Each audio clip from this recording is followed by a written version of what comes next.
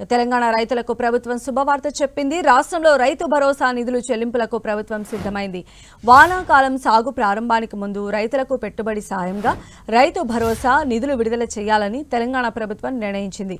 నిధులను విడుదల చేసేందుకు ఇప్పటికే ఆర్థిక శాఖ సిద్ధమైంది. రేపటి నుంచి వచ్చే 10 నుంచి 15 రోజుల్లో రైతుల ఖాతాల్లో విడతల వారీగా రైతు భరోసా నిధులను జమ చేసేందుకు ప్రభుత్వం సిద్ధమైంది.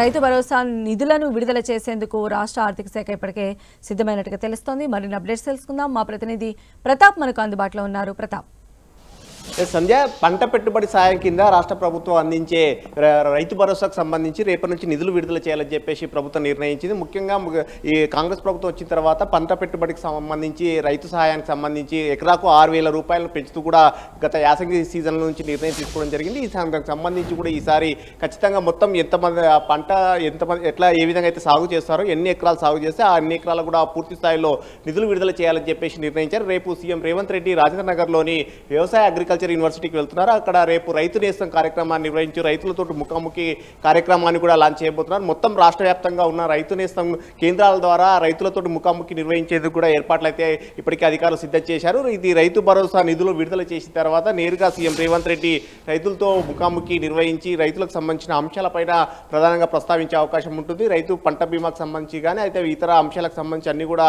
రైతులకు ప్రభుత్వం చేస్తున్న అంశాలు ఏవైతున్నాయో వాటన్నిటి కూడా వివరించే అవకాశం ఉంటుంది. ముఖ్యంగా ఈసారి మాత్రం రైతు భరోసా కింద మొత్తం పంట పెట్టుబడికి సంబంధించిన సహాయాన్ని ఎన్ని ఎకరాలు ఉంటే అన్ని ఎకరాలకు పూర్తి స్థాయిలో పంట సాగు చేసే ఎకరాలు ఎన్ని ఉంటే వాటికి అన్నిటి కూడా ఇవ్వాలని చెప్పేసి నిర్ణయించారు. గత ప్రభుత్వంలో అయితే పూర్తిగా వ్యవసాయానికి సంబంధం లేకుండా ఎకరాలకి సంబంధించి ఎకరాకు 5,000 రూపాయలు ఏ విధంగా ఇచ్చింది. ఈసారి మాత్రం అలా కాకుండా పంట సాగు చేసే భూములకు మాత్రమే ఇవ్వాలని చెప్పేసి నిర్ణయించింది. అందుకు అనుగుణంగా మొత్తం ఎన్ని ఎకరాలు ఉంటే వాటికి అన్నిటికీ తగ్గించేందుకు కూడా ఇప్పటికే ప్రభుత్వం చేస్తుంది. అయితే ఇప్పటికీ సంబంధించి వ్యవసాయ శాఖ అయితే ప్రాథమికంగా అంచనా వేయడం జరిగింది. మొత్తం రాష్ట్ర వ్యాప్తంగా 1,50,00,000 ఎకరాలకు పైగా చిలుకు వ్యవసాయ భూమి ఉంది. దీనికి సంబంధించి 69 లక్షల మంది రైతులు ఉన్నారు. కాబట్టి వీరికి సంబంధించి సాగు చేసే వాటిని అన్నిటి కూడా ఏఈఓ అధికారులు ఇప్పటికే దానికి జాబితాను కూడా సిద్ధం చేయడం జరిగింది. వీటన్నిటికి సంబంధించి ప్రభుత్వానికి కూడా నివేదిక ఇచ్చారు. ఇప్పటికే వ్యవసాయ శాఖ మంత్రి తుమ్మల నాగేశ్వరరావు కూడా పంట సాగు చేసే మొదటి నాటే, వరి నాట్లు వేసే మొదటి నాటే ఇప్పుడు ఈ పంట పెట్టుబడికి సంబంధించిన సహాయం అందజేస్తామని కూడా ఇప్పటికే ప్రకటించారు. కాబట్టి దీనికి సంబంధించి రేపు విడుదల చేసేందుకైతే ప్రభుత్వం అన్ని ఏర్పాట్లు సిద్ధం చేసుకుంది. రేపు